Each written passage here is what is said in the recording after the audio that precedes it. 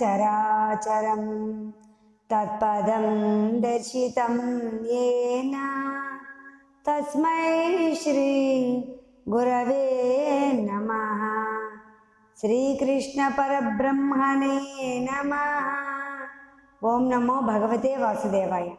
మనం భగవద్గీతలో అర్జున విషాద యోగాన్ని, సాంఖ్యయోగాన్ని పరిశీలించుకొని కర్మయోగంలో 22వ శ్లోకాన్ని ఇప్పుడు చూడబోతున్నాము. అయితే కర్మ అనేది ఎలా చేయాలి, ఏ విధంగా చేస్తే తరిస్తారు అని తెలియజేస్తూ, కర్మ ఎవరైనా చేయకూడదా, చేయని వాళ్ళు అంటూ ఎవరైనా ఉంటారా అనే విషయాన్ని కూడా భగవంతుడు తెలియజేస్తున్నారు. అంటే తనకు తానుగా కర్మను తను చేయవలసిన అవసరం ఉందా, లేకపోతే తన కర్మను చేయకపోయినా పర్వాలేదా అనే విషయాన్ని మనకి 22వ శ్లోకం ద్వారా చాలా స్పష్టంగా తెలియజేస్తున్నారు. ఒక్కసారి చూద్దాం. నమే పార్థాస్తి కర్తవ్యం త్రిషు లోకేషు కించన నానవాప్తమవాప్తవ్యం వర్త ఏవ చ కర్మణి. పార్థ, ఓ పృథ యొక్క కుమారా, మే నాకు త్రిషు లోకేషు ఈ ముల్లోకముల యందును కించన కర్తవ్యం నా అస్తి చేయదగిన కర్తవ్యం లేనే లేదు. చ మరియు అవాప్తవ్యం పొందదగిన వస్తువు కూడా అనవాప్తం పొందబడకుండా లేదు. కర్మణీయవ అయినను కూడా నేను కర్మయందే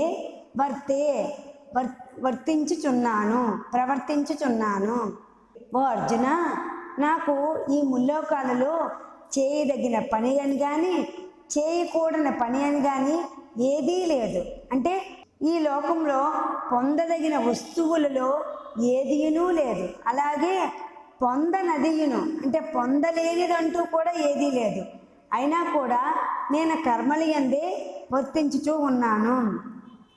నేను కర్మ చేసిన లాభం కానీ చేయకపోతే నష్టం కానీ మానించో నన్ను ఎవ్వరూ ఏమైనా అనుకుంటారు అనేది కానీ నాకేమీ లేవు.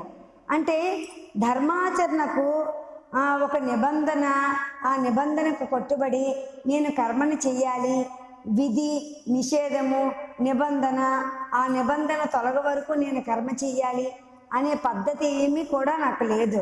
కానీ నేను నిరంతరం కూడా కర్తవ్య కర్మలను కర్మయందే నిరంతరం చేస్తూ ఉంటాను. అంటే ఈ నిబంధనలకు కానీ ఈ ఫలితాలు కానీ ఇవేవి కూడా నాకు బంధించలేవు.